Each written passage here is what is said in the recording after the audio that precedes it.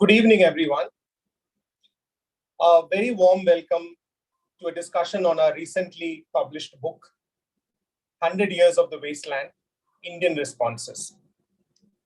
We'll be joined today by Professor Harish Trivedi, Professor E.V. Ramakrishnan, Professor Ipshita Chanda, and the editor of the volume, Professor K. Sachidanandan. A brief note about the book. 100 Years of the Wasteland celebrates the centenary of the publication of T.S. Eliot's well-known and path-breaking poetic work. And it engages with the many ways in which it has been read, analyzed, critiqued, and adapted by Indian poets, writers, and academia. The collection features some of the best known scholars of Indian modernisms and eminent Indian poets, and essays that demystify Eliot and his work for contemporary readers and students. Let me now very briefly introduce our speakers for the day. Professor K. Sachidanandan, who has edited this volume, will be chairing today's session. Professor Sachidanandan is a bilingual poet, critic, playwright, editor, fiction writer, and travel writer. He has been a professor of English and of Translation Studies and editor of the bi-monthly Indian Literature. He headed the National Academy of Letters and was an invited National Fellow at the Indian Institute of Advanced Studies, Shimla. He is currently president of the Kerala Sahitya Academy. Professor Sachidanandan's works include over 50 collections of poetry in Malayalam, English, and Hindi, and over 30 collections in other languages, including Arabic, French, German, Italian, Spanish, Chinese, and Japanese, besides all major Indian languages. He has been the recipient of many prestigious literary awards, including the National Academy Award and the Dante Prize from Italy, and numerous awards from the Sahitya Academy. Professor Harish Trivedi taught at the University of Delhi and was visiting professor at the universities of Chicago and London. He is the author of Colonial Transactions, English Literature and India, and has co-edited Kipling in India, India in Kipling, Literature and Nation, Britain and India, and Post-Colonial Translation, Theory and Practice. Professor Trivedi translates between Hindi and English and has edited a book in Hindi on the medieval poet Rahim. He also contributed a history of South Asian literature to Literature, a World History, which was published last year. Professor E.V. Ramakrishnan is a bilingual critic, poet, and translator. He has published several volumes of criticism, both in Malayalam and English, and poetry in English. Among his books in Malayalam are Aksharavum Adhunikadayum and Malayalam Novelinde Deshakalangal, both of which won Sahitya Academy Awards for literary criticism. His critical works in English include Locating Indian Literature, Texts, Traditions, Translations, and Indigenous Imaginaries, Literature, Region, Modernity. He has published 4 volumes of poetry in English, including Tips for Living in an Expanding Universe. He was professor and dean, and subsequently professor emeritus at the Central University of Gujarat, Gandhinagar. Professor Ipshita Chanda teaches at the English and Foreign Languages University, Hyderabad. She held the ICCR Chair of Indian Culture at Georgetown University, Washington, D.C. between 2013 and 2014.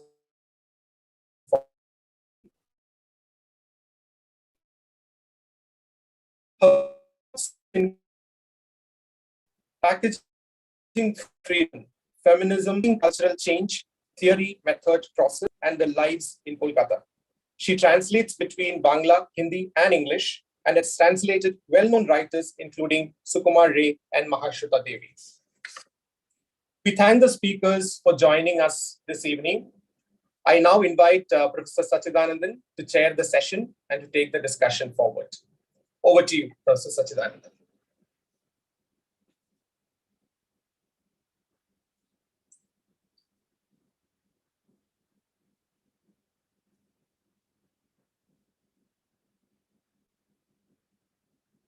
Uh,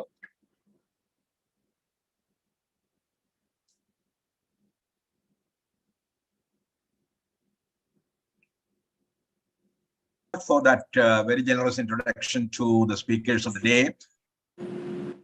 I would just like to say something about the genesis of the book to begin with, and then leave it for the others, scholars like E.V. Ramakrishnan, Harish Trivedi, and Vibhushita Chanda to continue the discussions on the poem itself and the response to the poem in various Indian languages.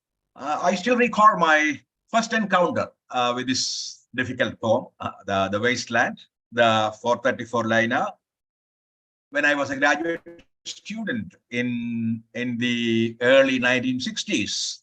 You know, The Wasteland and James Joyce's Ulysses were indeed two of the major works, respectively, of poetry and fiction, which were being discussed at that particular time in the Indian academic circles as two classic examples of what came to be called modernism, even though it was known by different names in different languages of India.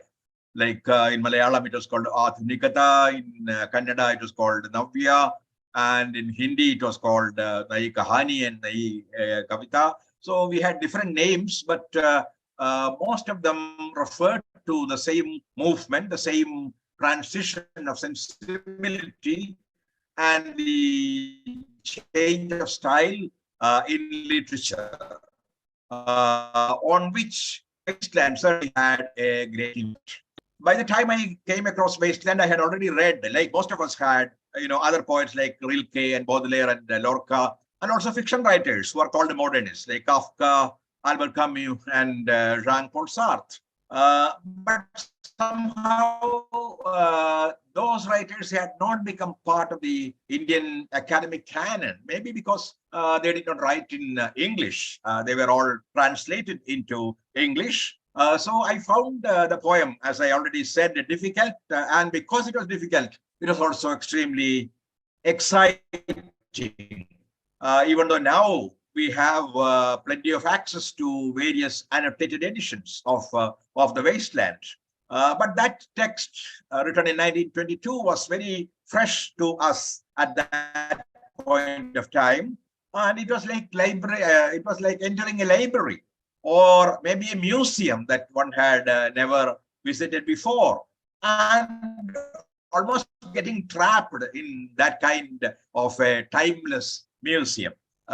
Because almost every line was a quotation, or there was an allusion that took us to other worlds, other spaces, other periods of time, and it had characters, right from the blind Greek prophet to Tiresias, to the urban modern women of the city of London.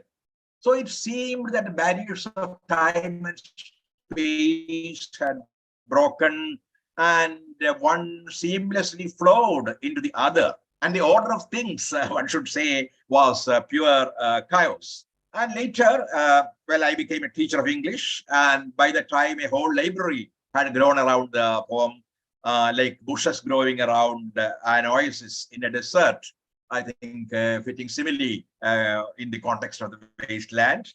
And it also had already begun to inaugurate a new chapter in Indian poetic practice, liberating poetry from the existing regulations of form, the existing ideas of structure, and opening up a lot of new possibilities of language, possibilities of syntax, possibilities of mixing of time and space. And you find that echo or the reflection of the poem in some sense in most of the pioneers of what we call Indian modernism, like even in Abdul Rahman Rahi of Kashmiri, or maybe in Harbhajan Singh of Punjabi, or someone like Gopalakrishna Adiga of Kannada, or of Hindi, or Vishnudev of Bangla, Siddham Chandra of Gujarati, Kana Subramaniam of Tamil, or maybe Ayyappa Panikkar in Malayalam. So all of them had been impacted by the poem in some way. I'm not saying that they were imitating the poem or they tried to write another wasteland, but then, and some of them did, of course, translate the poem into their own languages, but they were still linked to their regional poetic traditions, and those roots were firm, even when they were influenced to a great extent by this poem, the Wasteland. And strangely, many of these poets also happen to be teachers of English. At least they were students of English to begin with. And perhaps in India, there was at that point of time a kind of atmosphere that made the reception of the poem rather easy, because there was an atmosphere of disillusionment, an atmosphere of pain, an atmosphere created by the partition of India and a retreat of Gandhian values from public life, the growth of greedy capitalism, and the kind of general content, the discontent that pervaded perhaps the whole nation. So it was not very hard for these pioneers of modernism to comprehend a poem like The Wasteland, or at least to understand the ambience, the atmosphere of a poem like The Wasteland. Because this collective despair had in some way impacted their thought and also their writing, including the First World War, the post-First World War economic depression, which also had a very debilitating impact on Indian economy.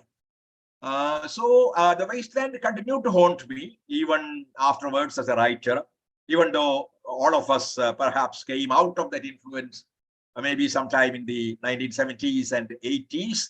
But somewhere the memory of The Wasteland remained. And when the centenary approached, I, now being in the Kerala Sahitya Academy, thought of doing a kind of seminar on The Wasteland and the Ulysses taken together, along with the English Teachers Association of Kerala. And we did a one-day seminar in which a lot of Kerala scholars of English took part, including people like Chitra Panikkar and others. And it was precisely at that point of time that Srinath asked me whether I could put together a few essays on the impact of the Wasteland on Indian poetry, in Indian languages, because that would be a wonderful way of marking the 100th year of the publication of a poem like The Wasteland.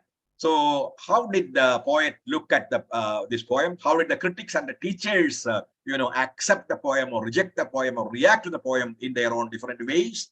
And how did it affect the understanding of Indian poetry and writing of Indian poetry in general? So these were some of the questions that we wanted to take up together.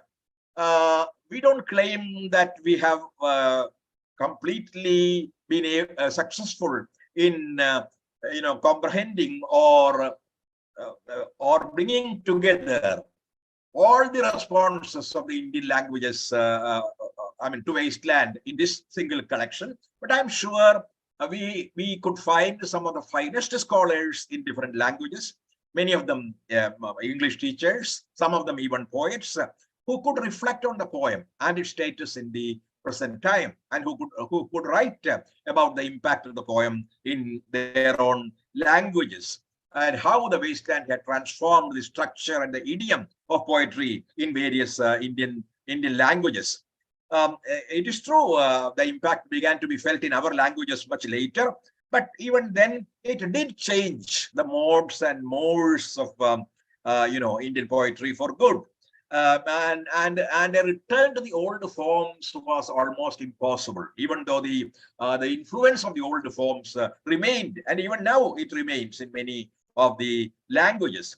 And as we know, it also received a lot of hostile reactions from critics and poets, especially the so-called progressive critics were very much against the atmosphere of the poem, which was rather morbid and dark. And so they were very critical of the kind of disillusionment that the poem carried, which also got reflected in the early works of many of the pioneers of modern Indian poetry. And this happened mainly perhaps in languages like Hindi, Malayalam, Telugu, and perhaps Bengali, where there was already a very strong progressive tradition, whose first demand was hope, optimism. And it was this optimism that was being challenged by the modernists. And so they had reason to complain about the poem and about the impact of the poem on the various writers of the Indian languages.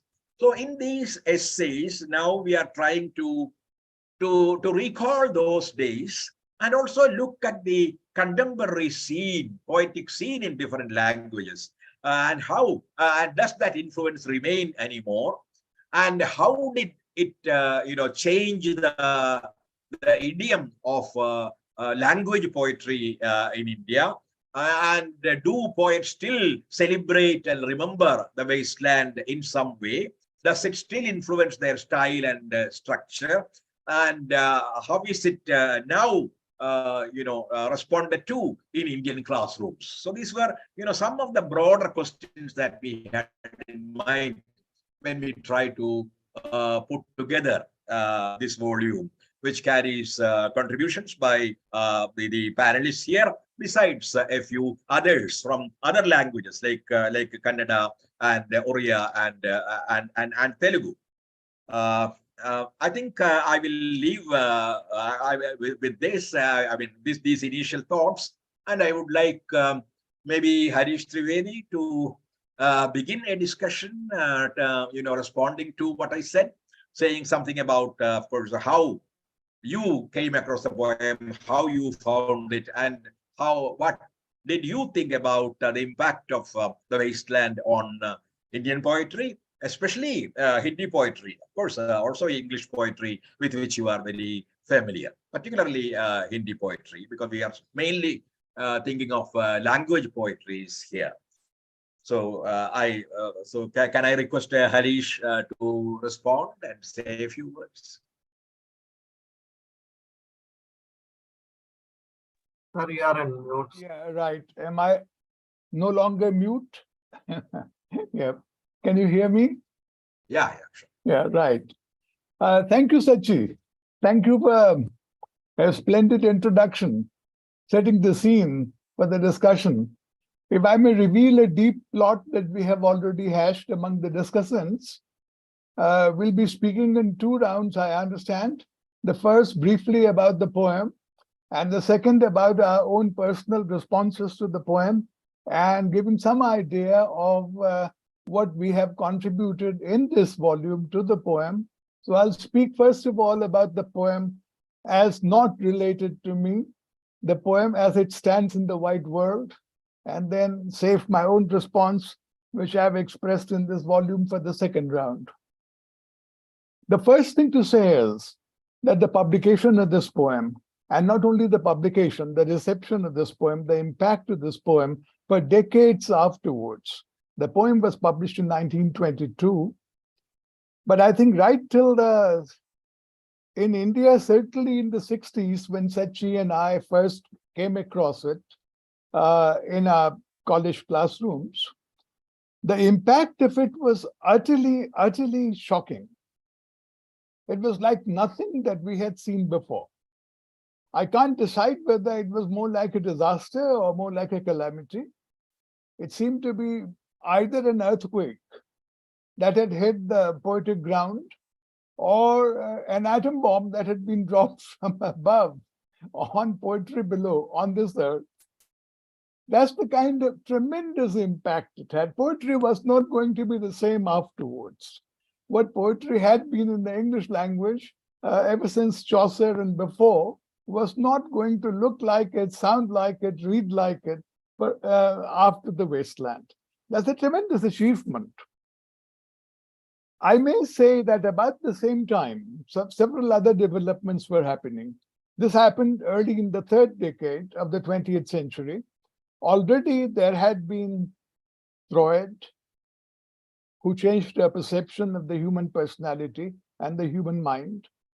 And there had been Einstein, who changed notions of what the world is like, the material world, the cosmos. it's only a small exaggeration to say that Eliot also belonged perhaps to these great figures who had that tremendous cataclysmic impact on poetry. It is an exaggeration because what Freud did and what Einstein did persists. And I think what Eliot did has now become passé.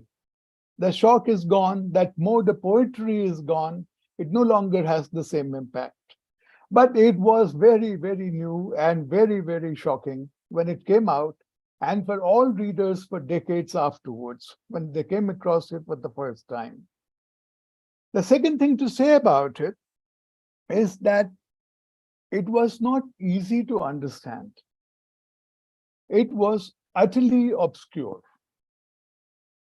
All of us who came to it, I mean, as undergraduates in English or as teachers of English later on, all of us had read a fair amount of poetry in English before that, studied it seriously, and we thought we understood it. In the case of The Wasteland, one could not even pretend that one understood it. So it was innovative and it was obscure. And such was the tremendous impact of the poem that to be new, shockingly new, became a value in itself, which had never been before.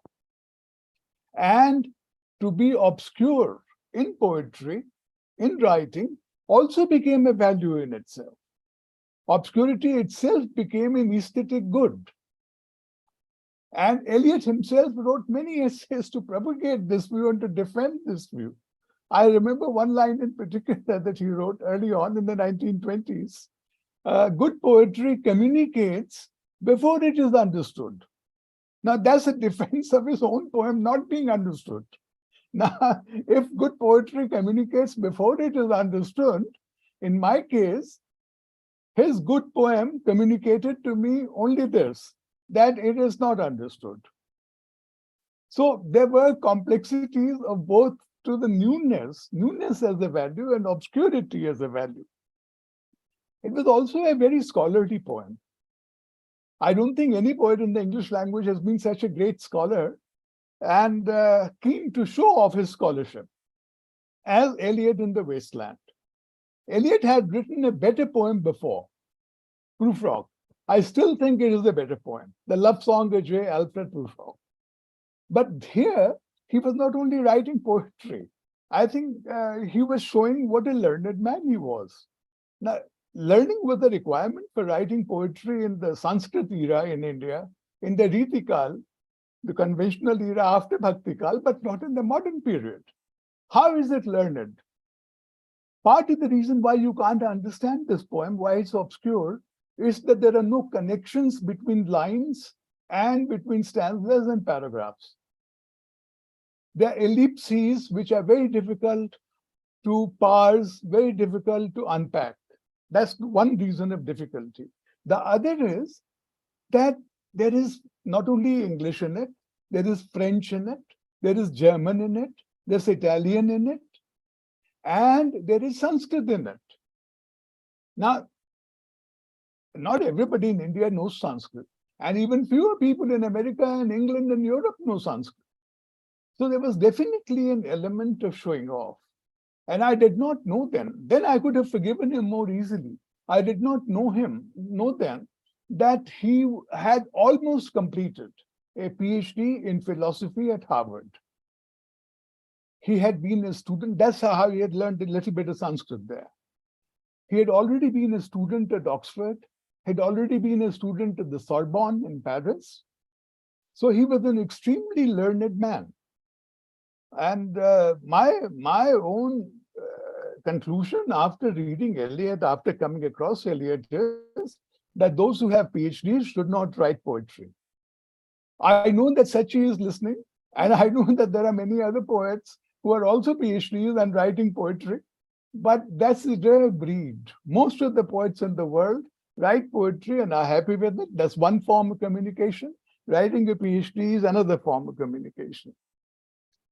The next point that I wish to make about this is, it turned out to be a very negative poem. There might have been a lot of negativity around in Europe after the First World War, but that was not universal negativity. But we read that poem and we also felt very negative because Eliot felt negative. Out of sheer imitation, not even influence, out of sheer imitation, all of us pretended that was all very negative. The title of the poem, I mean, not a blade of grass grows in the wasteland. The world is seen as a wasteland. So there is the newness, there is the obscurity, there is the scholarship, and there is the negativity. All these amounted to quite a package at that time, and is utterly overwhelming. What I wondered about again when I read a number of poets who had imbibed T.S. Eliot in India, in the Indian languages, the impression I got was that they were not influenced by Eliot so much as they were imitating Eliot. Imitation may be skin deep. Influence is supposed to go deeper. So that was the easiest thing to imitate in T.S. Eliot. Sachi has pointed out that there were people who were writing free verse before Eliot in France. I'm not sure in England, but certainly in France. And in English, especially English readers in India did not know about that. So what came to be associated with the new kind of poetry that Eliot inaugurated was, first of all, free verse. And free verse is one of the easiest things in the world to imitate. Everybody became a modernist poet just by writing free verse, because it looked so different. And free verse is much easier to write than any other kind of verse. Even blank verse is infernally difficult, and rhymed verse in stanzas is, of course, the devil.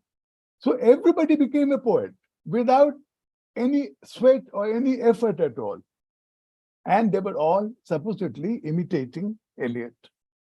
The last thing that I would say in this first round is, the poem that was very big in the Western world before The Wasteland was published, at least for a whole decade, was Gitanjali, Tagore's Gitanjali.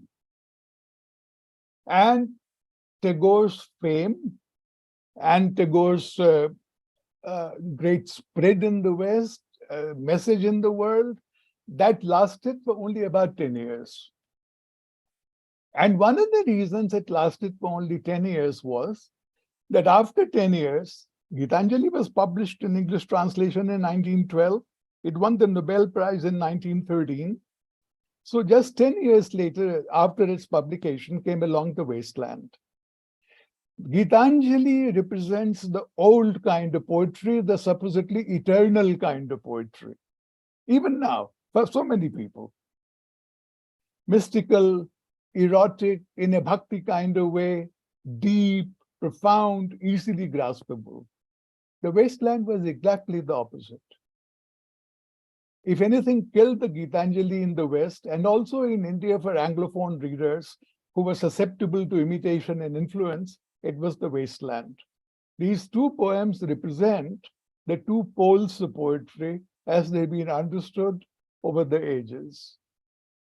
And to say that is to say a lot for The Wasteland. Thank you.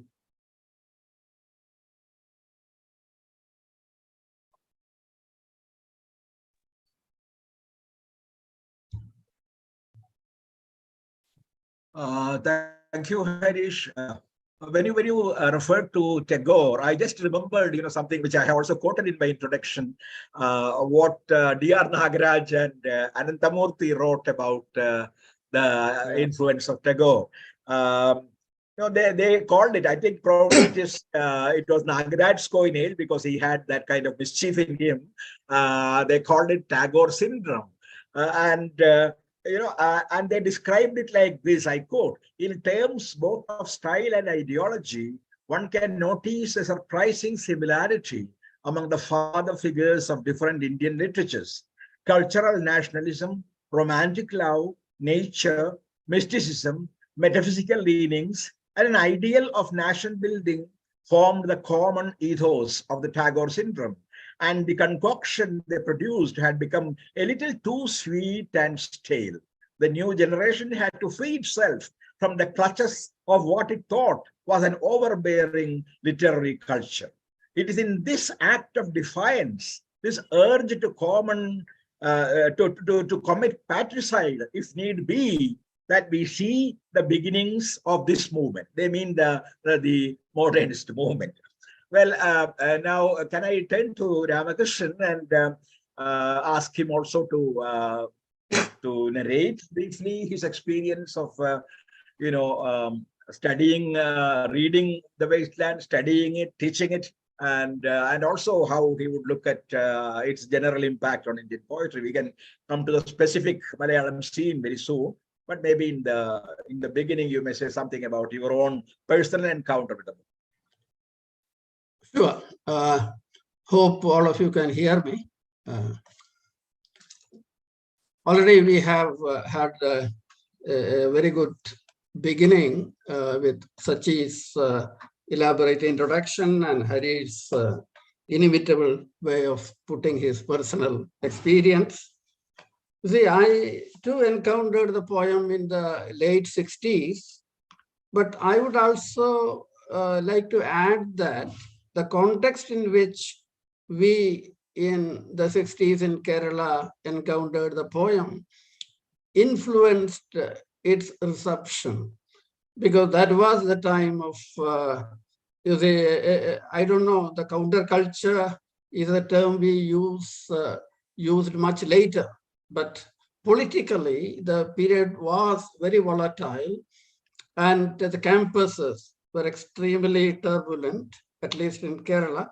I also know in Calcutta, in many parts, this kind of an unsettled ethos of Indian society had actually something to do with the Kerala reception.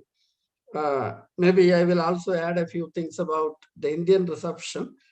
And we also encountered Sartre, Kafka, Camus, the existentialist.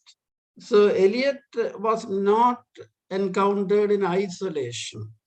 We had the European modernist, and particularly Mallarmé, Rimbaud, many of these avant-garde European poets were also actually creating ways they impacted our reception. Maybe one of the first things we noticed that the Wasteland is a very un-English poem. Though it's written in English, it has very little Englishness about it. Maybe it was one of those poems which questioned a kind of narrow nationalist provincialism, which actually you can see in British or English poetry of late 19th or early 20th century. And this also had breached a number of poetic conventions. For example, we were tuned to a certain kind of iambic pentameter, which held English poetry together from Chaucer to Tennyson. The rhythm which took English poetry into a very well-knit kind of narrow space was the presence of this iambic pentameter. And the lyric mode, all this went out through the window, in one go. And there was this great absence of a unified speaker at the center. As Harish mentioned, there is nothing between the first few lines and the later, and it was highly intertextual. The way it actually reaches out to a galaxy of text. Now, of course, we would say these are all part of a grand narrative or great tradition, and Eliot's own idea of great tradition had something to do with his choice of Dante and many other there were no texts from the marginal cultures up to the Brihadaranyaka Upanishad. You can actually see he is creating a certain kind of canon of world philosophy. And there was also, as already been suggested, form became a marker of ideology. We always knew, meters, metrical patterns were not very innocent linguistic phenomena. They actually manifested a deeper political, ideological kind of approach to the world. And what was apparently formless was a very strong commitment to the idea of form itself. And this was further reinforced by Eliottian criticism. Let's not actually forget that Eliot's collected prose came out, I think, a couple of years back. It runs to 6,000 plus pages. He was a great writer of prose, reviews, elaborate critical works, and even philosophical tracts, etc. So this had, in a way, redefined the idea of reading poetry. There was a new way of close reading, new critical kind of, this had a great impact in the classroom. By the time we actually became teachers, I think this was the hegemonic way of teaching or reading poetry in the classroom. And one definite way in which it contributed to Indian kind of a sensibility, that the pangs of a kind of reorientation, pangs of change were already in the air. 1930s in Bengali, late 40s in Marathi, 40s you find Hindi and Marathi undergoing this transformation, 50s in Canada. So you find a kind of cascading of modernist effect. It begins maybe from Bengal, and what actually had, what held all these things in a kind of parallel, comparable kind of frame was one thing, as Sachi just now mentioned, the father syndrome.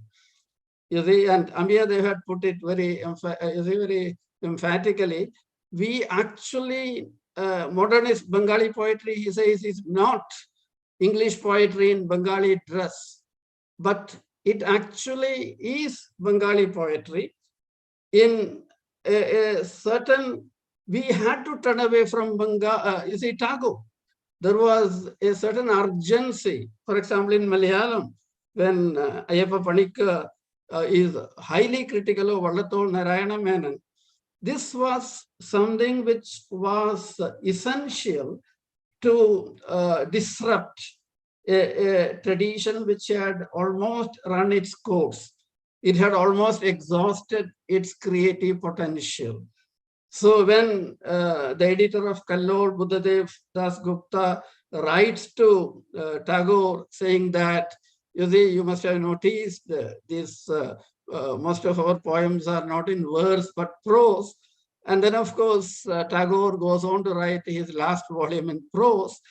But he also actually had called the new poets or modernist poets as Aghorpanthis, because they had an obsession with morbidity. But the point I am making is each language, Bhasha literature, you find the context differs. The presence of a very tall figure like Tagore, maybe Vallathol in Malayalam. And of course, you find it in Mahadevi Varma or other poets in Hindi. So Eliot's example, in a way, legitimated a certain disruptive reorganization. The only way you can displace these great father figure, this very hegemonic kind of presences, is by completely rejecting the ideological kind of a burden. They all actually carried, for example, Dear Nagaraj, Sachi just now quoted Dear Nagaraj. Nagaraj says, in India, post-independence in particular, most of these ideologies which promised liberation, they were all utopian in many ways. They all had, in a way, become part of the nation state ideology. And when the nation state uses Gandhi or even Marx, you see, the only way writers can liberate themselves is by going into the bunkers of individualism. So he says, if the modernist poet had become highly individualistic, highly even narcissistic, you see, going into a certain private space, you can see this in Aguirre or in many. I will conclude in just 1 minute. So you find this a certain elitism in the disruptive first stage of modernism. But of course, as you enter 60s, you find a Muktibodh, you find already poets like Samar Sen in Bengali. You see, there is also this dimension of political modernism, which actually I would elaborate maybe in the next round when it comes to, you see. Let me conclude by actually saying the impact of The Wasteland was disruptive and radical, and it legitimated a certain turning away from discourse of poetry, which had lost its potential to reflect or, in a way, engage with the emerging reality. So that actually was the occasion in which Wasteland became a very important source text for Indian poets in general. Sachi, I will stop here. And now we come to Ipshita. Thank you, Ramakrishnan, for those wonderful comments. Ipshita, do you also think like EVR seems to have thought that The Wasteland in some way helped break the kind of aesthetic, particularly aesthetic hegemony that existed in Bengali poetry at that particular kind of time? And how you, because you are perhaps the youngest among the panelists, and how did your generation, receive The Wasteland, look at it, and look at its impact in Bengali poetry, which must perhaps have been over by the time you grew up and you became a teacher. How did you experience The Wasteland and its impact?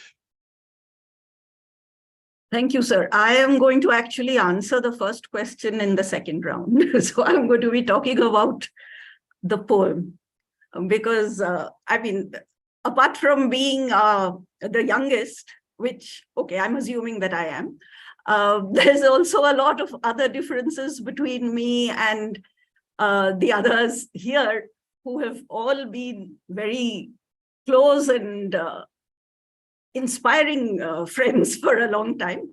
So I will start with marking my difference. I've never been a teacher of English literature, neither have, so it is very difficult for me to think about The Wasteland as an English poem. And it is even more difficult to think that, a poem, as Professor Trivedi said, stands alone, and first we will talk about the poem and then we are going to talk about how we read it. I do not know how a poem will exist without our reading it. And because one of the most crucial differences between me and everyone else on this panel is I am sitting with distinguished and established poets and very well-known raconteurs who are known to animate white pages into words. So I will just confine myself to reading Eliot's poetry. So I'll begin with a question. Until summer surprised us coming over the Starnberger Sea with a shower of rain, did we think that Eliot was talking about us? I mean, I'm sorry to put it so crudely, but most of us sitting here are in cities which are under or are awash with deluge, and not fire and brimstone, but rather water and brimstone. So if you can imagine the kind of stinging raindrops pointed at us as we sit here, elsewhere. Whereas Eliot, I think his unreal city was most emphatically London, where he says, I think we are in Rats Alley, where the dead men lost their bones. So these rats and the bones and the age of London, its decrepitude, decadence, death, but its violence is unlike ours. It's unlike the violence that we live in today. So perhaps, sir, that is part of the question. How do I read it? How does I don't know whether it's my generation that reads it today, but I think that I can only read poetry through where I stand and from where I stand. So Eliot's earthbound serpent, the rats who drag their bellies in the dust, are just less majestic, less harmful, even though they are more disgusting. I know very little about Eliot the man, because what I hear from the women who are involved in Bloomsbury are not very helpful reports. I mean, they are also incriminating evidence that the way in which he treated certain people in his life, it did not actually mark him out as anything but an ordinary man. However, that has nothing to do with the poetry. And I think that is the enigma of Eliot, basically. So when I read Eliot, for example, when I read these words, that corpse you planted last in your garden, has it begun to sprout? I think immediately of Mahashweta Devi's Bichon, which is translated as seeds, where the corpse that is planted in the infertile land is the corpse of a young boy who protested and wanted 24 annas instead of 5 annas as payment for bonded labor. So what I see when I read Eliot is what Eliot shows me, like a frame upon the wall, the size of a democratic TV screen, or on social media or on YouTube, where I see above the antique mantle was displayed, as though a window gave upon the sylvan scene, the change of Philomel by the barbarous king so rudely forced. Yet there the nightingale filled all the desert with the inviolable voice, and still she cried, and still the world pursues, jug, jug to dirty years. One thing universal about Eliot is that these dirty years cannot hear except jug, jug. Wherever, whenever they are, in whichever time or place, and in whichever language they speak. So when I see this antique, this square upon the antique mantle, what I see today is Manipur, Dadri, Godhra, and Seraikela. I have no excuse, but I do see that. I think that the wasteland is alive 100 years hence, today, because what Eliot sees is the wasteland inside us. Or rather, perhaps what Eliot shows us, I think that would be more apt, is the wasteland inside us. And I'll just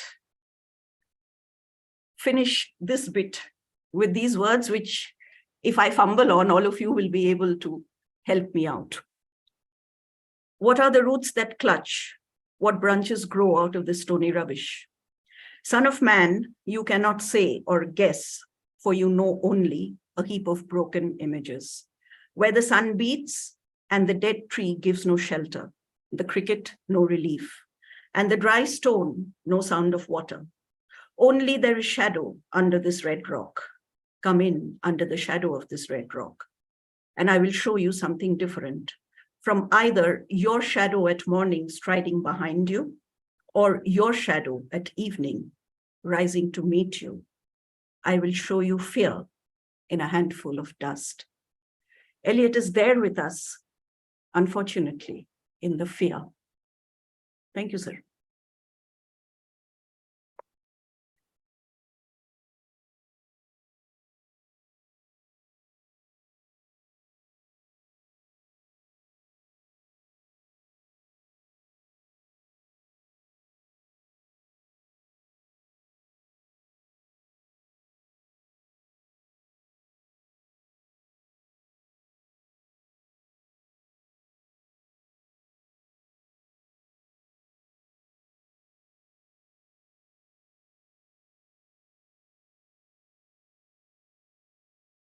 I think someone can. Mute.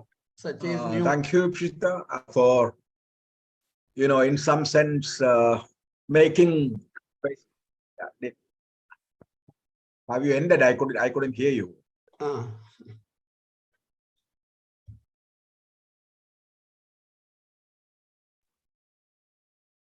I've ended, I think, about 3 minutes ago. Never mind. Yeah, because I had a connection problem. Yeah, you had a connection drop. Yeah. So I thank you very much for making the wasteland look very contemporary, especially the images which seem to reflect the present in very different ways. Now I would like to come back to Harish, with whom we began. I would like him to speak something about the impact or no impact of the wasteland on the Hindi poets of a particular generation, particularly of maybe Gajanan, Mukti Bodh and Agay, and maybe some of the other poets who followed. Did Eliot help these poets in some way to create a kind of break from the earlier poets, like like Nirala, who perhaps stands in between, the earlier poets like Pant and later poets like Agay and Mukti Bodh? How would you look at that, Harish?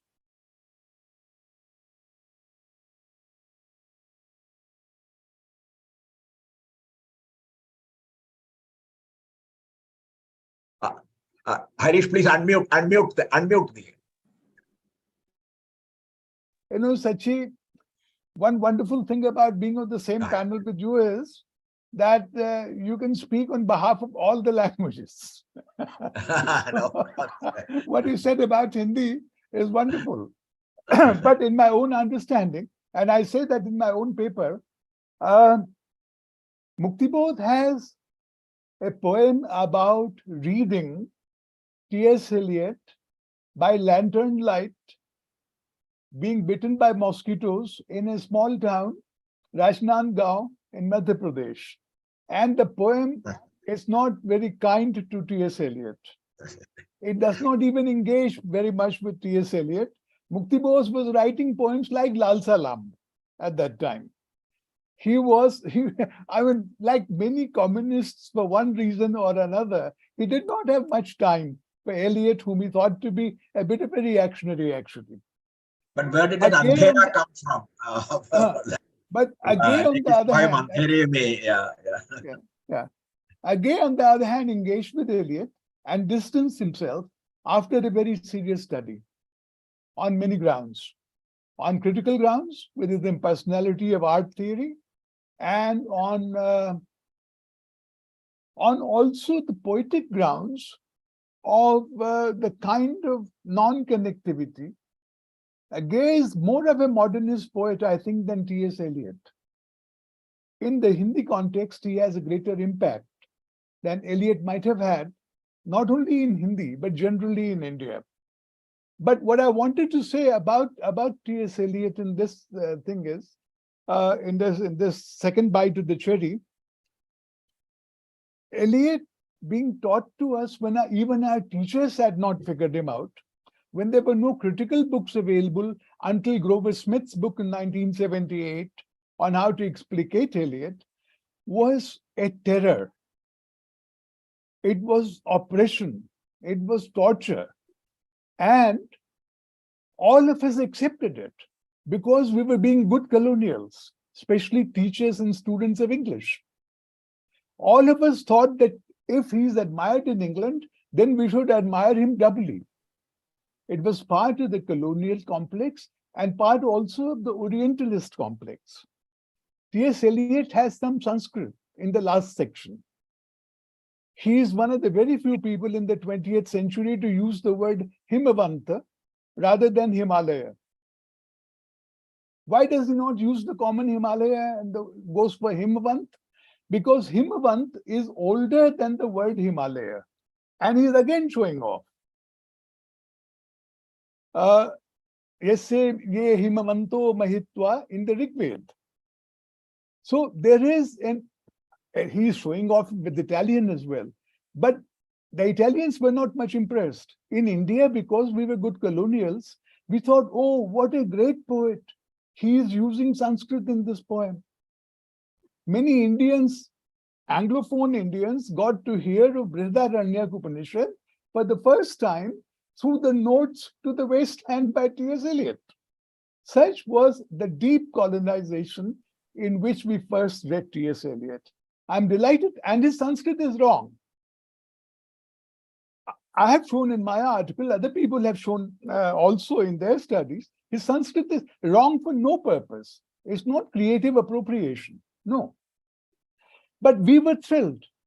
I'm trying to juxtapose the colonial impact with the real impact, not imitative impact, that he had on us. One other thing that I'd say about this is, Orientalism can be of many kinds. I still think that the greatest poet, English poet, British poet of Eliot's generation was not Eliot, it was W.B. Yeats.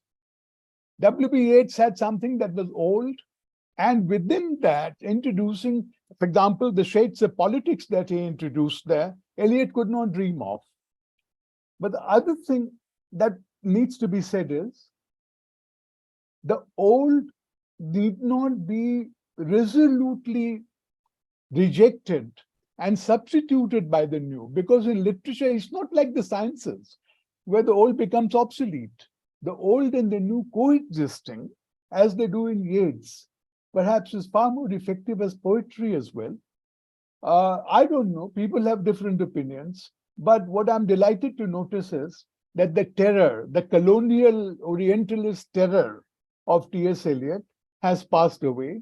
Eliot is not thought to be a very great poet anywhere in the world. His fashion, his phase, his model is gone. There are other models of poetry that have evolved, especially in India,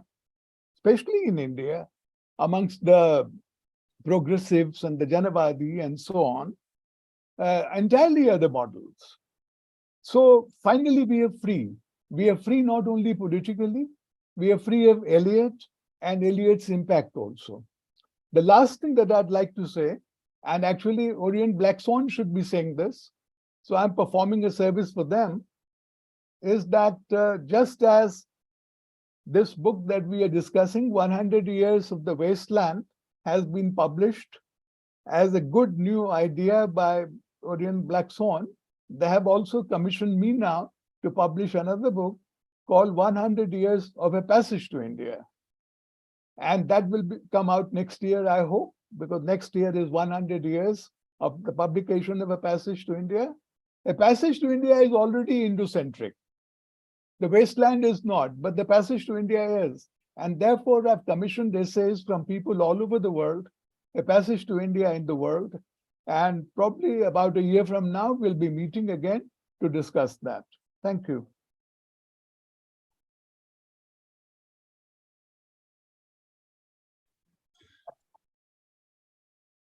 Thank you, Harish, for the expected but beautiful conclusion. Now I would like EVR to say something, EV Ramakrishnan to say something about Eliot and Malayalam poetry.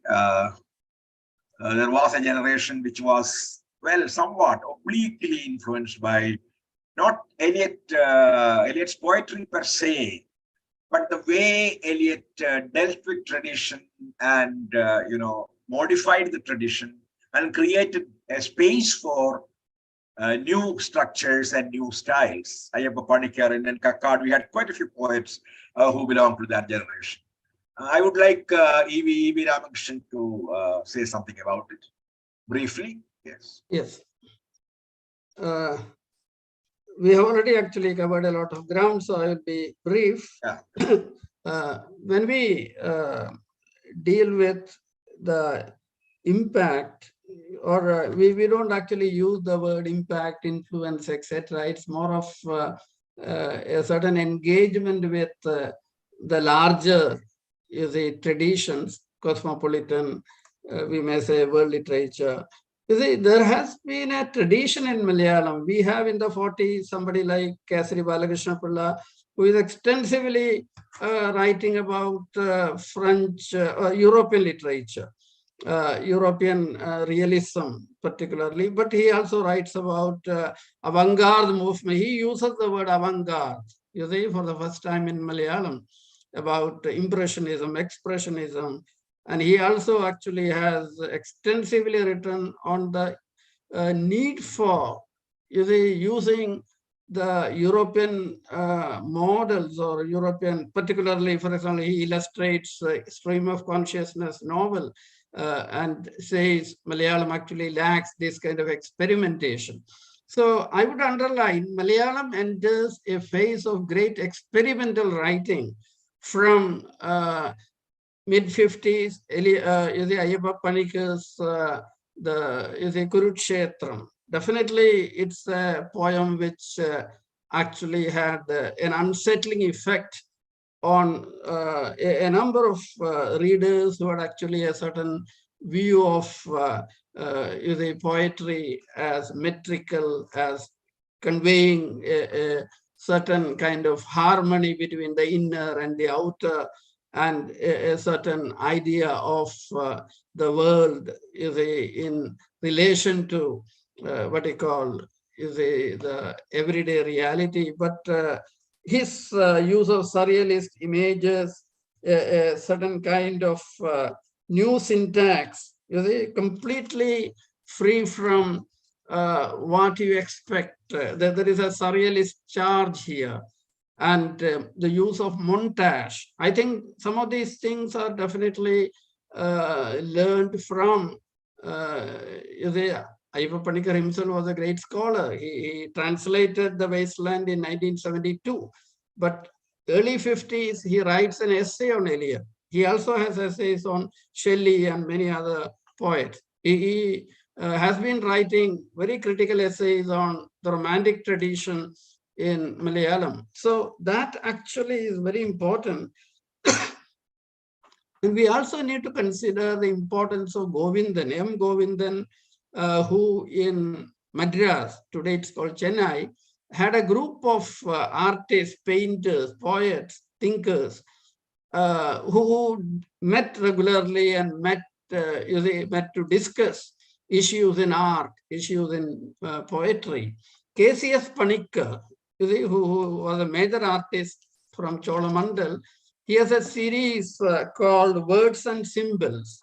I think that inspires a Malayalam poet called Kadamanitta to write a poem, Varagal Varnangal. And you have an indigenous turn to the modernist. Right from the outset, the reception of modernism was mediated by the Kerala experience, specifically the indigenous tradition.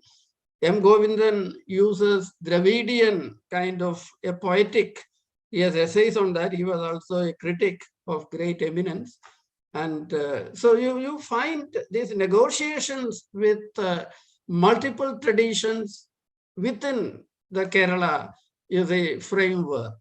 And that actually enables a very enriched, a very different kind of, that's where you find N.N. Kakkad, Madhavan Ayyappa, a spectrum of Kadamanitti Ramakrishnan, all of them different.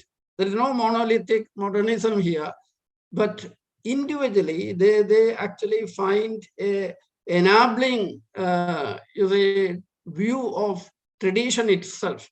Tradition is reinvented, and when Kadamanitti Ramakrishnan goes back to the folk experience of his own village, the tradition of Padayani, or you have N.N. Kakkad, who comes from a Brahmin family of great Vedic and the mantra tradition. He uses some of these very, very subtly in his poetry. And you find Malayalam poetry getting enriched by multiple ways of negotiating a very complex situation emerging in the 60s and 70s. And I would end by saying what was essentially an insular, elitist, and also you would say a cosmopolitan kind of world, the poetic tradition, now gets translated, transformed, and reoriented, reinterpreted by these poets into the local and everyday kind of world. So modernism in the hands of Malayalam poets within 2 generations undergoes a vast, Sachidanandan is very much before us. He was part of that great transformation, the 2nd generation. For example, by the 70s, the models, as Harish Trivedi has mentioned, poets in India are looking elsewhere. In fact, Mukti Bodh has an essay where he actually says we should not be looking towards England and America, we should be looking towards Latin America, Africa, and other countries. And that is precisely what poets in Malayalam, Kerala Kavita, I can list a number of little magazines. Sachidanand must have edited not less than 6 or 7 at different stages in his life. So these were actually now creating an ambience where poetry itself becomes a very effective way of dealing with the political. The political becomes integrated into a poem like Bengal by KGS. We brought out a volume on 50 years of Bengal a couple of months back. I was one of its editors. So a poem which resonates with a lot of anxiety. One of those lines are being quoted in the last 2-3 days. One line says, the heard news is terrible, the unheard is even more terrible. And that actually gets quoted by people. So definitely many of these poems, they have come very far away from the movement of T.S. Eliot's The Wasteland. What was initially, movement of engaging with the Western text subsequently develops into the many indigenous way of negotiating the creative potential of multiple tradition, multiple experiences, multiple locations of poets from city to village to many small towns, etc. So my essay says more. So if you are interested in what I'm saying, maybe you can look up the essay. Thank you for this opportunity. Thank you, EVR. Now, if that's your time to say what you had wanted to say earlier, something about engagement by the Bangla poets of the generation of Potradev Basu and Vishnu Dey with the Wasteland, if at all there was an engagement. Yeah, please. Thank you, sir. There was an engagement, but there was not an engagement. There were several, which is something that was pointed out to me by Amyadev when he read this essay. He said, you have completely bypassed, or I mean, that's not true actually, but anyway, he said, you've completely bypassed Sudhindranath Datta, who had a completely different way of engaging with Eliot. And I think this contrast between these two, I mean, it would have taken me more than 2,000 words to write, so I'm glad that I didn't venture there. But that is a very crucial thing, which I think is not confined to Bangla poetry, or rather one would say it is confined to the Bangla literary system only because we have not translated it from Bangla into anything else. So Sudhindranath Datta actually uses Eliot to criticize the structure of feeling that was prevalent in late Victorianism. But his use of Eliot is in that sense, not because Eliot is a personality or a poet in the 20th century, but I think more because Eliot is attacking what we have been talking about as the established norms of poetry. I mean, when we talk about the established norms of poetry and somebody following them, and the last sentence in Professor Trivedi's essay in this book says that he was a classical poet, which of course I do not disagree with. But these norms are, I think, in poetry made to be broken. So perhaps Eliot had the desired effect in stunning the colonials and the non-colonials alike, the colonials longer somehow than the non-colonials. And that is exactly what Sudhindranath Datta talks about when he defines poetry. And when he says that Eliot, or rather, I should say, when he uses Eliot's lines to illustrate his critique of Victorian poetry, I don't think I would call it world literature, but I would certainly call it the engagement of the Bangla literary system with the colonizers' literary system. And I will not call it English because I would perhaps call it British rather than English, because English is written all over the world. And I do not know what importance Eliot gets in places where English is written not alongside the local language, which is the case in Bangla. Because as we have all pointed out, someone like Sudhindranath Datta or Vishnu De or Buddhadev Boshu, Shamar Sen, I mean, you name it, there was nothing to be, I mean, nothing, no place more for their learning in different language literary systems, though most of them were translated into English, but that did not apply to everybody.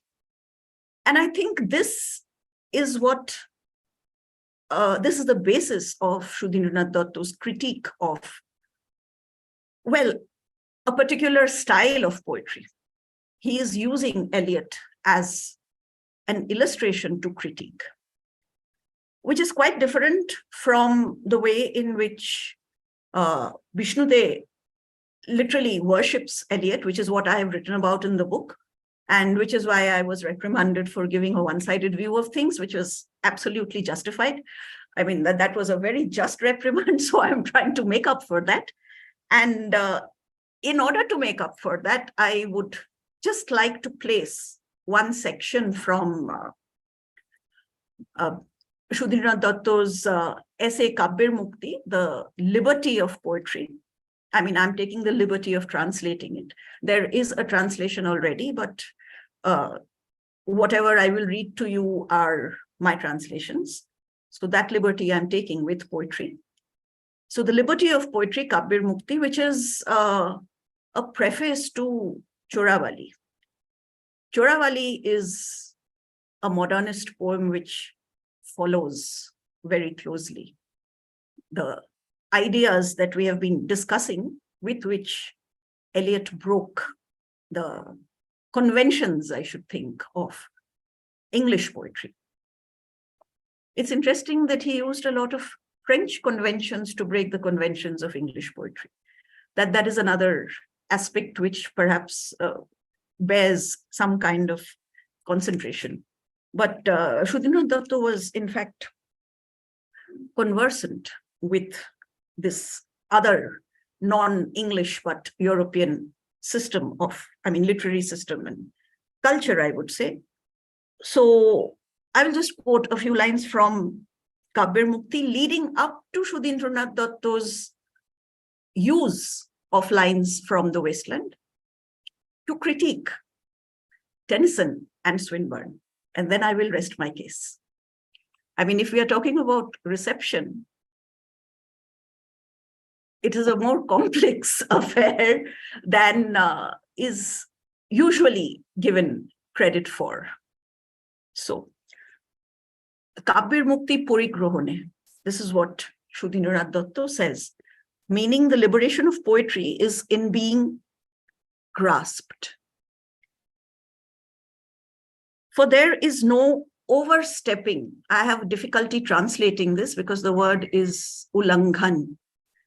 So ulanghan is langhna, so vaulting over perhaps rather than overstepping. So there is no vaulting over any obstacle in the path of poetry, because on that path, every worn track has been trod upon by human feet. Every speck of dust may be touched to the forehead in veneration. Every thorn is thirsty for blood. So every step of the way towards poetry has to be taken by the poet. However, and this is the critique that Sudhindranath Datta mounts against, I repeat, the Victorians, that is Swinburne and Tennyson. However, from the form of poetry, the muscle and the flesh of meaning and emotion have dried up.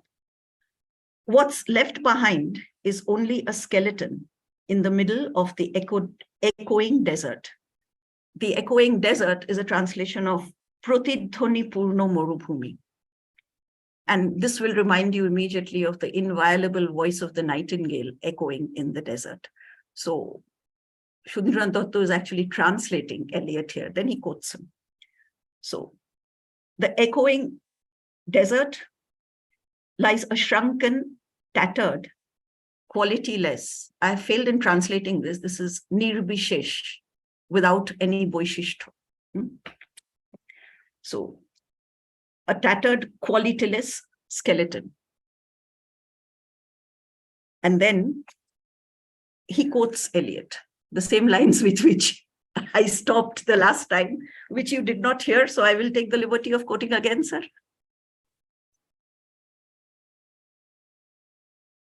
Just 1 second.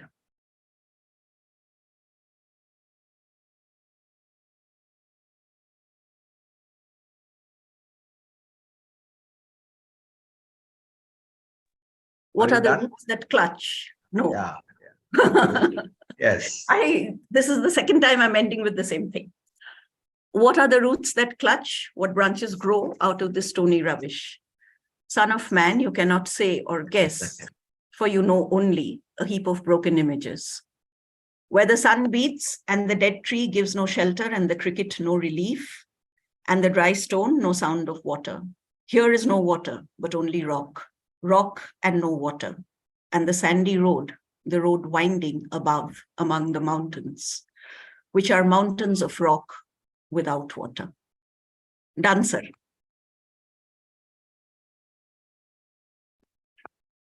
Okay.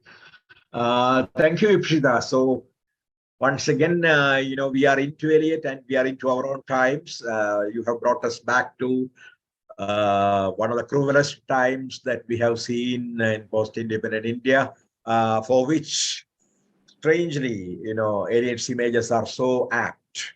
So thank you for connecting it with the terrible present through which all of us are passing, the pain, the despair, the wasteland that we are trying hard to cross.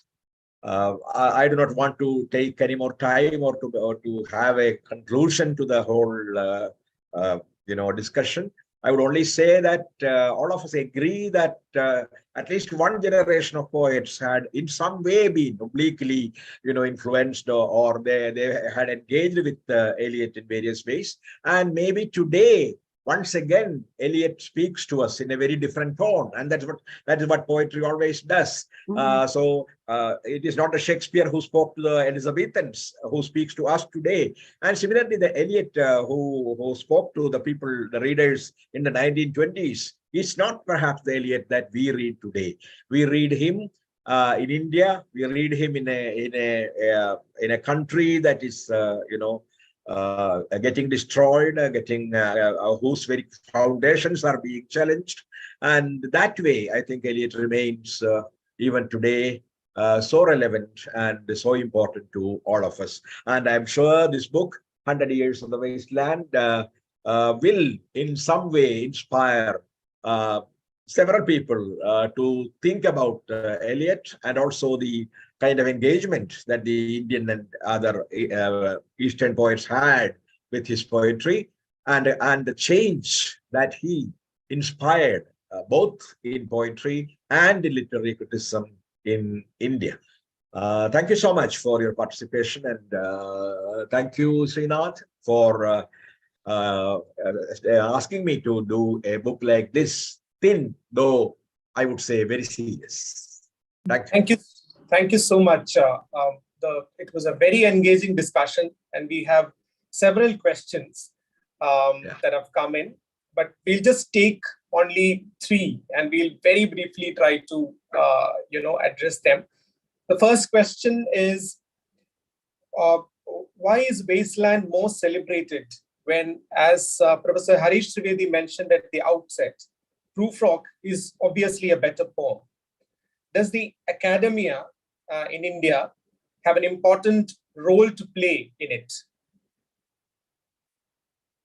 Well, Harish, I like to take that question.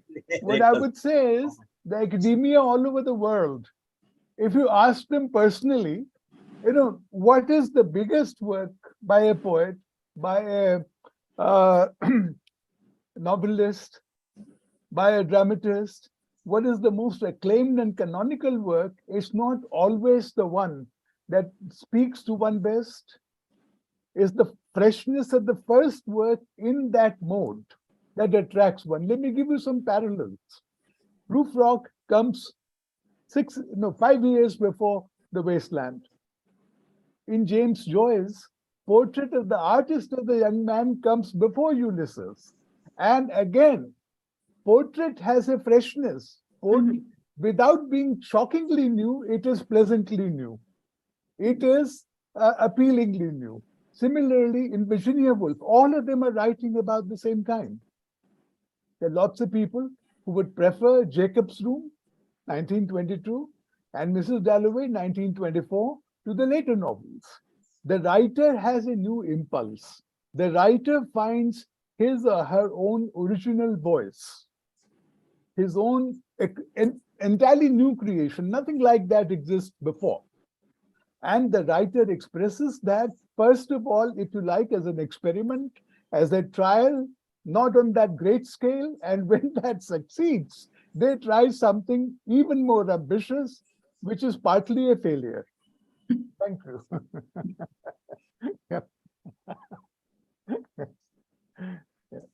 Well, thank you. That is one way of approaching it. One could also choose Singing Among the Nightingales or the Four Quatrains as Eliot's best.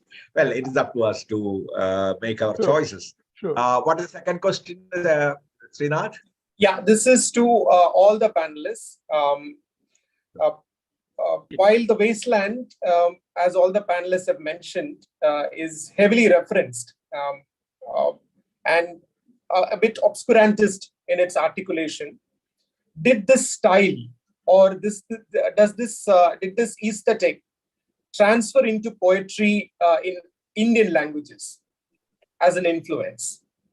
If yes, how was it received in Indian languages?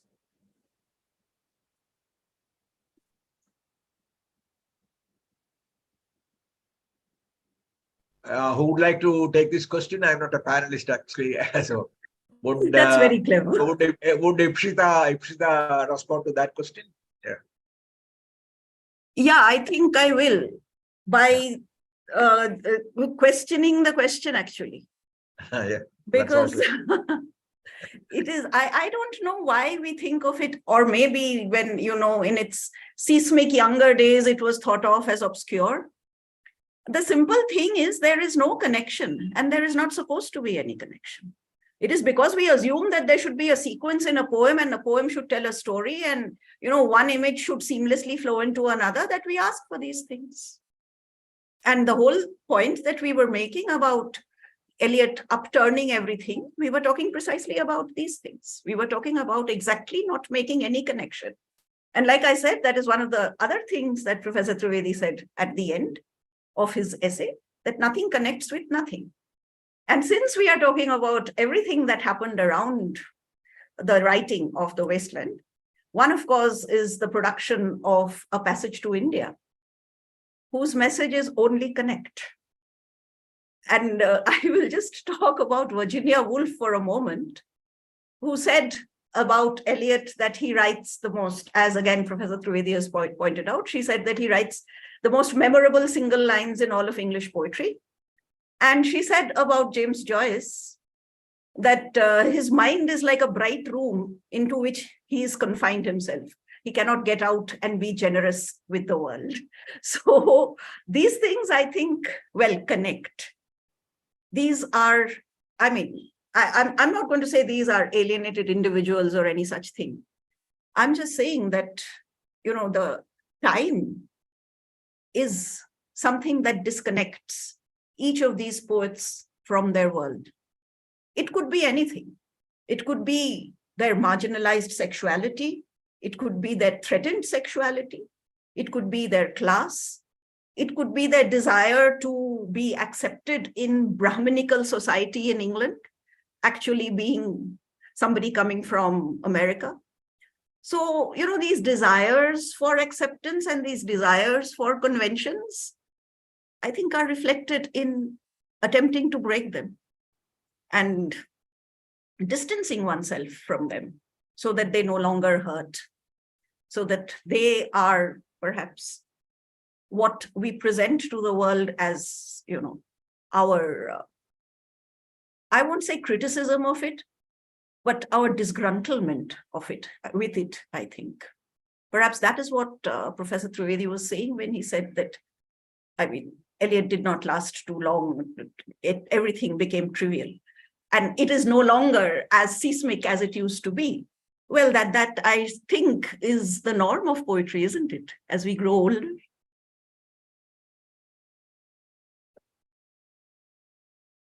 Thank you. Harish, do you have anything to say? And what about EVR, the other panelists? Harish, would you like to respond to that question? This? Would you like a further response about the this? Same question. Yeah. Yeah, the same question. I'm not to Ipshita, but the question. Yeah. I'm delighted to see that Ipshita has spoken in my behalf better than I could. So, time and again, that's, but, what happens is I agree. Of course, it's not that fashions come and go in poetry. Even the most influential work works out its influence over a period of time, which is not too long. And after that, it becomes the new normal. And then something else comes along, which upsets that new normal. And this is a succession of phases.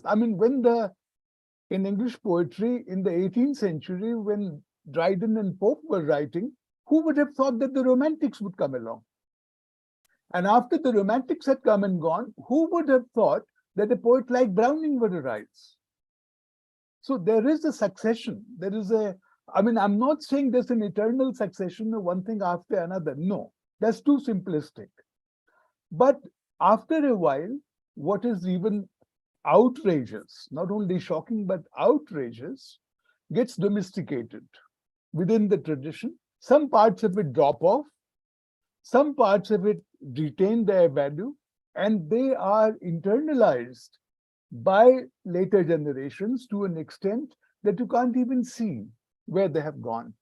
That is the law of, I think, everything in life, not only poetry, not only fiction, but that's how we proceed. In criticism, for example, new criticism or feminism in criticism, where have they gone? They're not as big as they were in their heyday. That's because they have gone inside us. That's because so many of us have internalized them. So this is how it goes. And some parts of them have been rejected, the more outrageous parts. Yeah, that's fine. But, I mean, if I may pitch in for just 1 second, they have gone does not mean that they cannot come back. And they will not come back in a way that we are going to recognize them. In that case, I'm okay. You're okay, fine. Yeah, if I don't That's recognize fine. them as coming If back. you agree with that, I'm okay too. Yeah. What's the third question? Sorry. Does EVR have anything? Yeah, I would response to that question? like to respond, because by 30s or 40s, Eliot was already the part of the canon, and he was no more in circulation in the 50s. The context in which we received Eliot was very different, particularly in languages like Gujarati, Malayalam. Maybe he was new till the 40s. And this question of obscurity. You see, look at Andhere Mein, the poem by Mukti Bodh, or look at some of the poems in Kahi Kavita by Madhekar. You see, obscurity becomes a value in the new poetry or in the modernist Indian poetry. They are not imitating Eliot, but definitely there is a certain attempt to, move away from a cloyingly sentimental and, a kind of romantic worldview. For example, there is hallucinatory, nightmarish kind of images, in Mukti Bodh, and these, in a way, are complex. When experiences become complex, the syntax, the imagery, how do you actually read somebody like Jivanananda? Do you think it's very easily paraphrasable? And this is true of maybe N.N. Kakar. This is true of many of the Indian poets. But this actually has nothing to do with Eliot as such. That's a larger question of the poetic. I'll stop here. Yeah, I think the question has been answered. I don't have much to, much to add to what all of you have said. Like William Blake. You take any poet,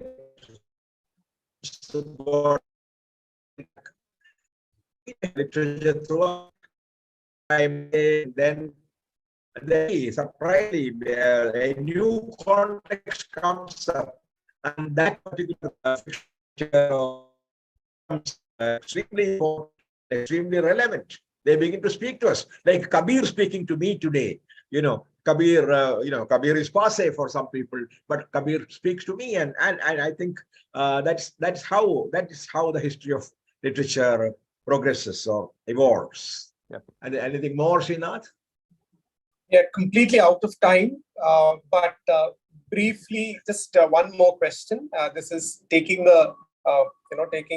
going beyond T.S. Eliot. The question is, are there other 20th century modernist or experimental poets who had a major impact on Indian poets writing in the various languages in India?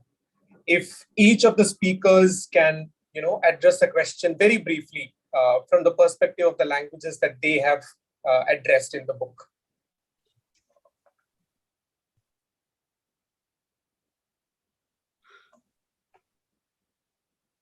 Somebody would like to take that question. I couldn't hear it completely. There was some. Yeah, what I would say is, in a number of languages, when we go beyond Eliot, whenever the influence of Eliot peaks and after that begins to decline, especially after India becomes independent, so long, it's all related with the political, the colonial, and the oppression, in a way, cultural oppression, which goes together with, political hegemony and dominance.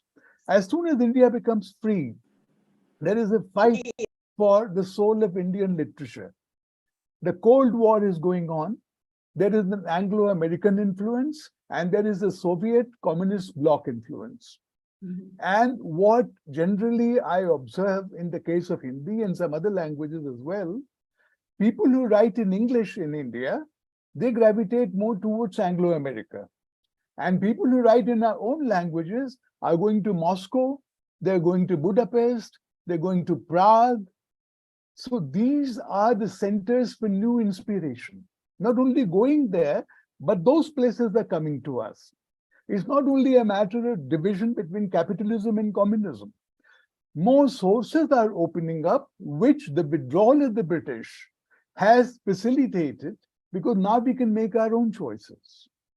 This, I think, is the general pattern of influence, general pattern of whom we like, and also, of course, how do Kavafi and Neruda and Szymborska become big?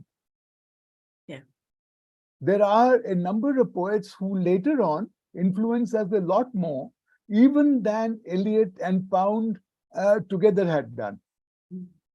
So I connected entirely with the fact that there was a Cold War, that we were independent, that we were making different choices, not only in politics, not only in culture generally, but similarly, alongside that, in our poetic icons.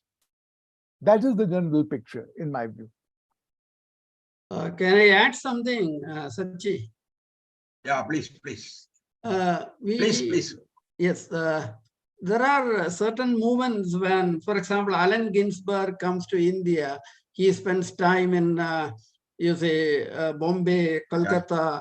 So the hungry generation poets, even Arun Kolatkar was very friendly with Allen Ginsberg. Kolatkar was greatly influenced. I'm not saying Ginsberg, but I remember in my postgraduate days, we used to read The Howl. As it influenced a whole lot of younger, and that was the time when definitely poets like Wallace Stevens or William Carlo, they were all in the periphery, but Ginsberg actually spoke to a new generation of, and by this time, African poets. I think at some point, Octavia Paz was in Delhi, and he interacted with a lot of Indian poets. His poems were translated into Malayalam. I feel Ayyappa Panikar also had connections with him. So there were Ev Tushango, maybe we may not remember now, but there was a time when Ev Tushango was a big name. And many African poets, and some Latin American poets. If you look at the little magazines of the 70s, I had a good collection of many of these, which I have lost over the years. You find lots of translations of Latin American poets, African poets. It was not Yeats or Eliot or any of them. And many times very obscure kind of poets, which right now, you see in Malayalam, half of poetry which is published maybe translations. There is a great wave of translation which is happening in Malayalam, Arabic poets, or poets from many other languages who actually are going through great civil strife. That speaks to maybe today's generation. So this question is a very interesting question. We need to see what actually, there is a climate which decides the reception. And this climate of opinion, debate, which languages, it may differ from language to language. that may decide the kind of poetry we translate and we receive. Thank you.